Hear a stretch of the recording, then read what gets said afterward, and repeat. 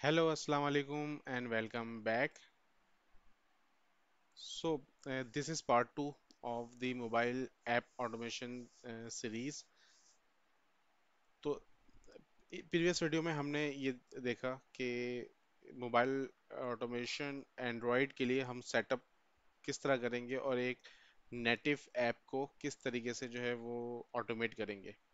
इस पार्ट में हम देखेंगे कि अगर कोई वेब ऐप है मोबाइल के अंदर वो कैसे चलेगी। तो थोड़ा हम इसको भी देख लेते हैं कि डिफरेंट तरह की जो एप्लीकेशंस होती हैं। हमने जो भी कवर किया है वो ये वाला पार्ट कवर किया था, नेटिव ऐप वाला। सिमिलरली अगर इसी तरह का कोई हाइब्रिड ऐप भी है तो वो भी बिल्कुल वैसे ही हो जाएगी। अभी इस वीडियो का जो फोकस है, करंट वीडियो का, वो ये है कि जो अगर कोई वेबसाइट है या वेब ऐप है वो अगर हमें मोबाइल के अंदर अगर ऑटोमेट करनी है एंड्रॉयड में तो वो किस तरह होगी। जो ये लेफ्ट पार्ट है तो हमारा फोकस जो है वो इसकी तरफ होगा। अगेन सेटअप जो है बिल्कुल वैसे ही रहेगा कि हमें एपीएम चाहिए होगा फॉर कनेक्टिविटी। और अगर इमुलेटर यूज़ कर रहे हैं तो एंड्रॉयड स्टूडियो चाहिए, अदरवाइज फिजिकल डिवाइस से हम यूज़ कर लेंगे। हमें एपीएम डॉट वेब ड्राइवर चाहिए है और साथ में जो है हमें कुछ और भी ड्राइवर्स चाहिए होंगे, वो भी हम इंस्टॉल करते हैं। हमें एडीबी चाहिए, एडीबी के ज़रिए से हम एडीबी स्पेस डिवाइसेस से डिवाइस नेम निकालेंगे। और एप्लीकेशन अंडर टेस्ट, कोई वेब ऐप जो हम टेस्ट कर रहे हैं हमें वो चाहिए होगा। और इस केस में हमें एपीके एनालाइजर नहीं चाहिए है लेकिन वाइजर हमें चाहिए होगा।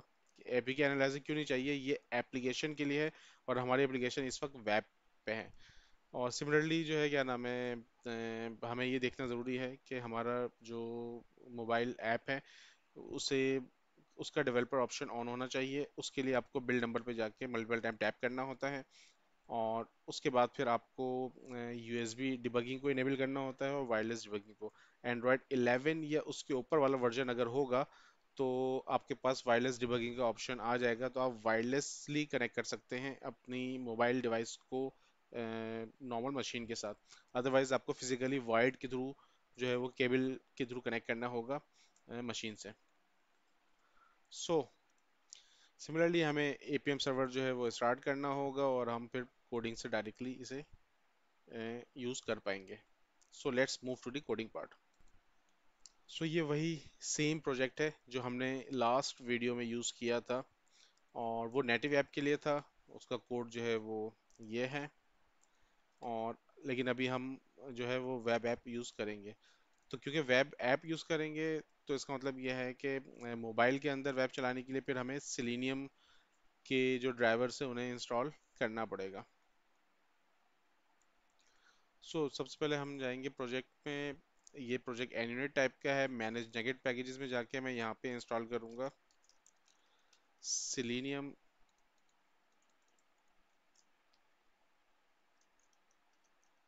डॉट वेब लिख के मैं सर्च कर लेता हूँ। हमें यहाँ पे सिलेनियम डॉट वेब ड्राइवर करना है लेकिन यहाँ पे मुझे वर्जन यूज़ करना है 3.14। और सिमिलरली मुझे सिलेनियम डॉट सपोर्ट करना है, अगेन ये भी मुझे 3.14 यूज़ करना है। लेटेस्ट वर्जन अभी हम यूज़ नहीं कर रहे हैं।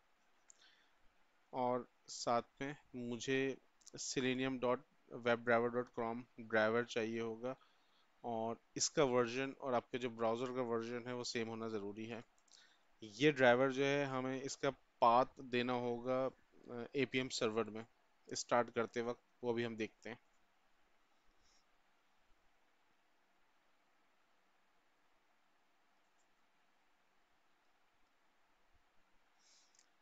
ठीक है, ये इंस्टॉल हो रहा है, ये selenium dot web driver dot com driver. Installation is finished. यहाँ पे हम एक न्यू टेस्ट जो है वो बना लेते हैं, public void mobile web app automation के नेम से।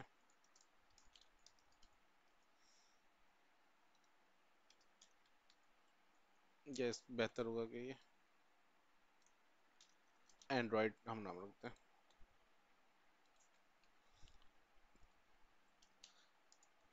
तो सेम जो प्रीवियसली हमने यूज़ किया था कि ये एपीएम ऑप्शन को, तो ये यहाँ पे भी हम वैसे यूज़ करेंगे लेकिन यहाँ पे ड्राइवर का टाइप जो है वो चेंज होगा। तो हमें ये तीन चीज़ें रिक्वायर्ड होंगी। डिवाइस नेम जो है वो ADB डिवाइसेस से जो है निकल के आ जाएगा। ये कमांड प्रॉम्प्ट पे मैं ADB स्पेस डिवाइसेस लिखता हूँ, तो जो मेरी डिवाइस कनेक्टेड है मेरी मशीन से, तो वो डिवाइस नेम निकल के आ गया। सो ये सेम डिवाइस नेम हम यहाँ यूज़ करेंगे। मेरे जो प्लेटफॉर्म का वर्जन है वो हम यूज़ करेंगे, और ये सारी जो कैपेबिलिटीज़ हैं, एडिशनल कैपेबिलिटीज़, ये कैमल गेसिंग में जाएंगे कि D स्मॉल एंड नेम का N कैपिटल, P प्लेटफॉर्म का P स्मॉल, वर्जन का V कैपिटल। सो यहाँ पे हमें एक और जो कैपेबिलिटी ऐड करनी होगी, options dot add additional capability, और वो होगी ब्राउज़र नेम। ठीक है, तो हम यहाँ पे उसमें भेज देंगे कि हम क्रोम पे टेस्ट करना चाह रहे हैं। इसी तरीके से मुझे यहाँ पे जो है वो क्रोम ऑप्शंस भेजना होगा। Chrome options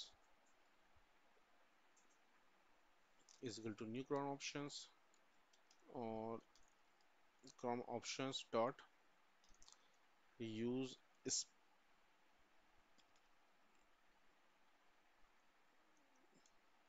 use specified compliant protocol को मैं कर दे रहा हूँ is equal to false, and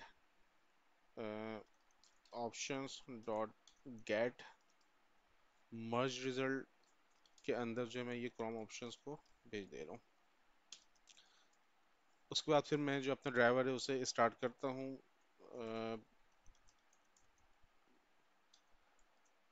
driver is equal to new, हम यूज़ करेंगे यहाँ पे रिमोट वेब ड्राइवर, और इसके अंदर जिस पे हम APM सर्वर स्टार्ट करेंगे, अगर URI, मैं इसको कॉपी कर लेता हूँ ताकि मिस्टेक ना हो।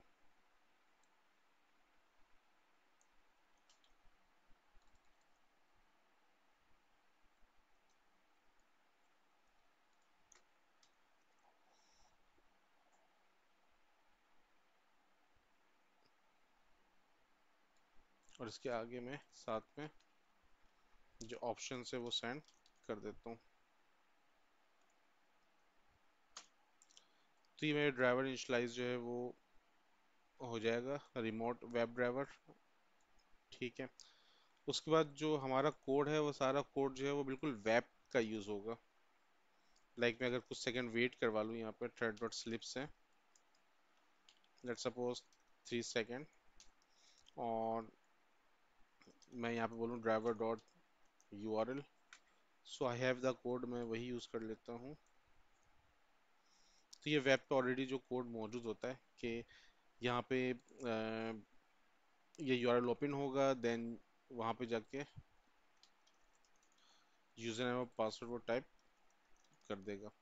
अच्छा, ये सारे लोकेटर्स जो हैं ये इंस्पेक्ट करके जो है वो हम यूज़ कर सकते हैं वेब को ओपन करके। बस जो एक डिफरेंस जो समझना है वो ये कि जब हम वेब पे डायरेक्ट करते हैं तो वहाँ पे फाइंड एलिमेंट और ब्रैकेट के अंदर by dot ID, by dot name, इस तरह से क्लास यूज़ करते हैं। यहाँ पे ये कंप्लीट जो है वो फंक्शन मौजूद है, by ID, by name, by x path, या जो भी डिफरेंट लोकेटर्स हैं। तो जो मेन डिफरेंस है प्योर वेब का और मोबाइल के अंदर वेब का, वो सिर्फ ये है। क्योंकि ये ड्राइवर की टाइप जो है वो रिमोट वेब ड्राइवर है, और रिमोट वेब ड्राइवर के अंदर ये मेथड्स इस तरीके से हैं। तो ये कोड जो है कंप्लीट हो गया है। अब इसे एग्जीक्यूट करने के लिए हमें क्या करना होगा, हमें APM सर्वर स्टार्ट करना है। So let's start the APM server. So अब यहाँ पे हमें कॉन्फ़िगरेशंस जो हैं, यहाँ पे एक चीज़ ऐड करनी है। मतलब कि ये डिफ़ॉल्ट में तो हमें होस्ट नेम और पोर्ट देना है, ये जिस सर्वर में हम स्टार्ट कर रहे हैं, तो कोड में भी हमें वही देना होता है। ठीक है, तो यहाँ अगर मैं एडवांस में जाता हूँ तो यहाँ पे हमें एक ऑप्शन होता है क्रोम ड्राइवर पोर्ट का, एंड दूसरा ही क्रोम ड्राइवर बाइनरी पाथ। तो ये जो बाइनरी पाथ है, यहाँ पे हमें जो वेब का ड्राइवर है जो अभी हमने इंस्टॉल किया है वो हमें यहाँ देना होगा, और वो वर्जन और आपके ब्राउज़र का वर्जन सेम होना ज़रूरी है। तो ये पाथ हम यहाँ से कॉपी कर लेते हैं और सेट कर लेते हैं। सो इस पाथ पे जो है वो हमारे पास ये क्रोम ड्राइवर मौजूद है। ये पाथ हम कॉपी कर लेंगे पूरा ड्राइवर का, और ये हमें सेट करना होगा एपीएम सर्वर को स्टार्ट करने से पहले। तो यहाँ पे मैं ये पाथ दे के सर्वर को स्टार्ट कर रहा हूँ। सो सर्वर स्टार्ट हो गया है, और यहाँ गौर से देखें तो ये सर्वर में हमने ये वाला पाथ भी दिया हुआ है कि इस पाथ पे ये ड्राइवर मौजूद है। अब मुझे एग्जीक्यूट करना है अपने इस मोबाइल एंड्रॉयड वेब ऐप वाले टेस्ट को, जिसको मैं रन करता हूँ। और वाइजर जो है मैंने ऑन किया हुआ है ऑलरेडी, ताकि वो हम डिस्प्ले कर सकें कि हमारे टेस्ट वाकई में एग्जीक्यूट हुआ है। तो ये जो वेब ऐप वाला है इसे मैं रन कर रहा हूँ।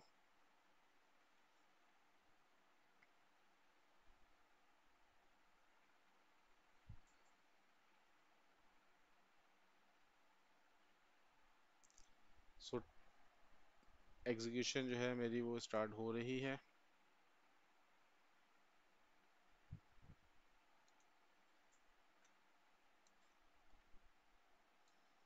अब ये वाइजर जो है वो आपके मोबाइल को मिरर करता है, तो इसने ये ऐप खोल दिया, उसके अंदर ये एप्लीकेशन ओपन हो गई है। और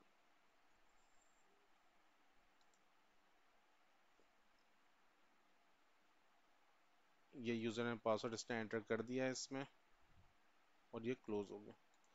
तो इसी तरीके से आप किसी भी जो है वो वेब बेस्ड जो एप्स हैं वो मोबाइल के अंदर जो है वो ऑटोमेट कर सकते हैं।